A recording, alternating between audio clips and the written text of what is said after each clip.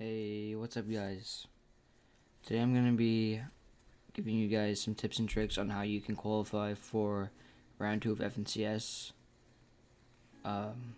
This season I went from never qualifying for round 2 to doing it 3 times. So I'm going to kind of point you guys in the right direction to be able to do it yourselves. First off, I think a good start would be to find a trio that fits you. You need to find a trio that is within the same skill level as you. You don't want to be looking for somebody that's like super good at the game, has 2,000 PR if you only have like 60. Okay, you kind of want to find somebody that's in your skill level and you want to play with them, grind with them, and you'll get better with chemistry. And it's better to start off with somebody your skill level. So yeah, I would say base your stats, like your PR and recent placements, around somebody else's, and that's probably going to be the easiest way to find good teammates that are good for you. You don't want to. Also, one more thing, you don't want to. I feel like you don't want to really play with people that are below your skill level, because it's kind of going to hold you back in the long run. The next important thing is going to be roles. These are very crucial when it comes to trio tournaments. And for starters, you're going to need an IGL. You need someone who leads the team into a good position every zone, and they need to know when to rotate every zone. Flip my page. Okay. A good IGL usually studies what happens in other players' games and consistently VOD reviews games.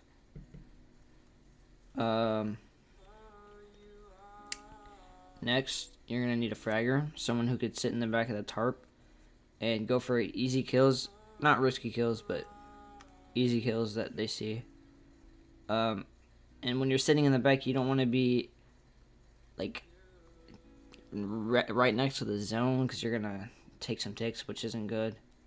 But you also don't want to get too far away from your teammates. You need to kind of stay with your teammates throughout the game. So it's kind of hard to balance it, but you'll figure it out if you're a fragger.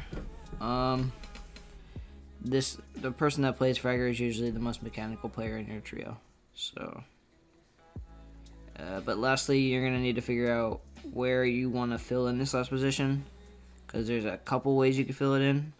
The way it worked for my trio was our IGL tarped, and so the last player was a support fragger, and what he would do is he would play between my IGL and me, and he would kind of switch between helping us both.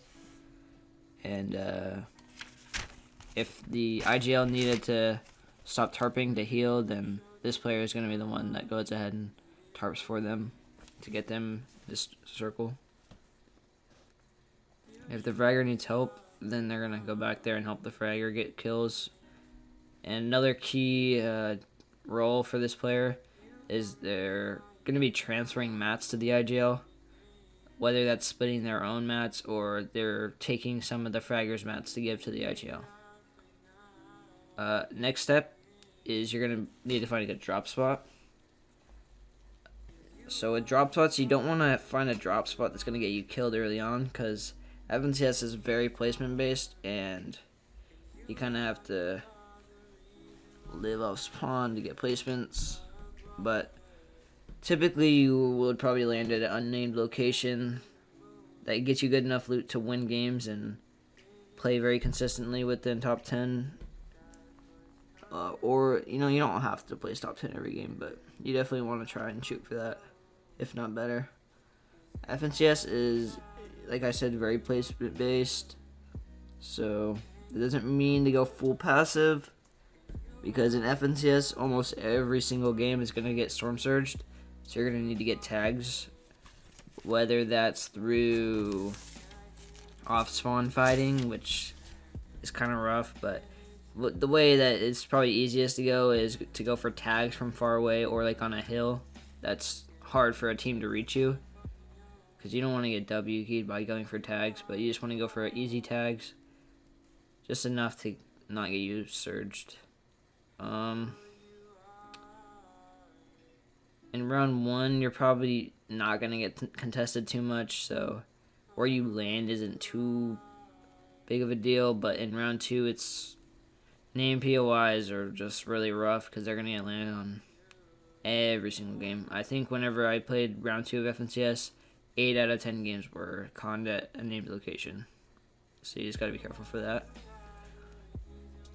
Another very important thing in Trio FNCS is going to have to be layer switching. This is just in general. In any tournament, you need to be on a good layer. So I would probably leave the layers to the IGL of your trio. They need to kind of know when to go up and down. So let's just, I'm gonna give you guys like a little playthrough. So let's assume that you're on the mid layer, which is a pretty good layer to play on. You'll either, if you're getting your mid layer is getting really contested, it's getting really full of people, you're either going to want to go down or up. But if you look down and there's like too many trios within like those next 2 layers below you, or maybe even more than that, like 5 layers, I would say, if there's too many trios right there, there's like, I'd say over 4, you're not going to want to drop down, and you're going to look up, and then if up is too contested, obviously you're going to drop, but you just kind of got to be careful for that. One thing to consider is you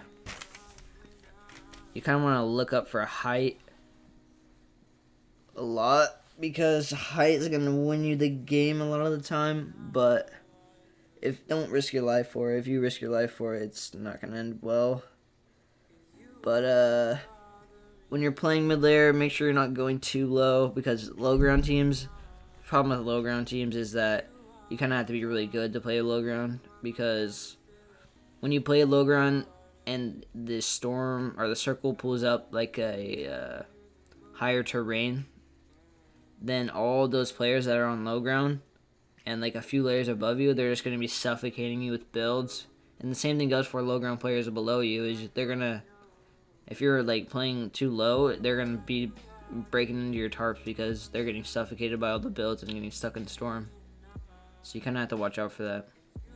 But height is very good. If you can if it's free, go for it. If it's not, don't risk your life for it. I say one of the easiest ways to get height, if it is taken, is to try and get a kill on somebody. But you don't want to risk your life, so don't play too hard. If you're playing height, then you're gonna want to look at second height.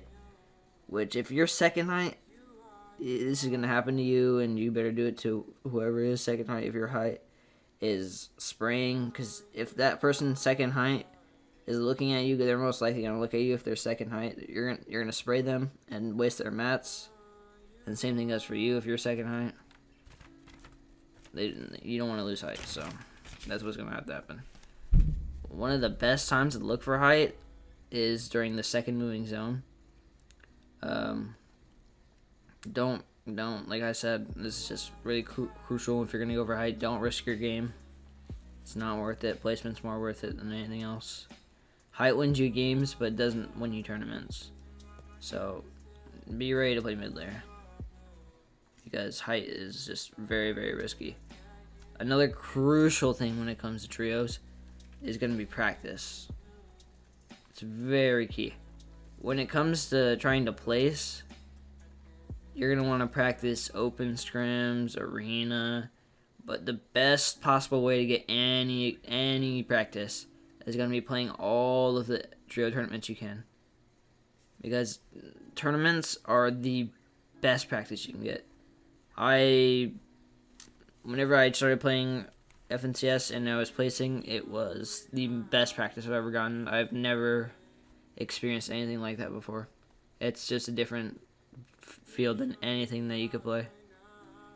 And that's it. That's it for my tips and tricks on how to qualify 3 times. Comment anything below if you have any questions. Yeah. Have a good day, guys.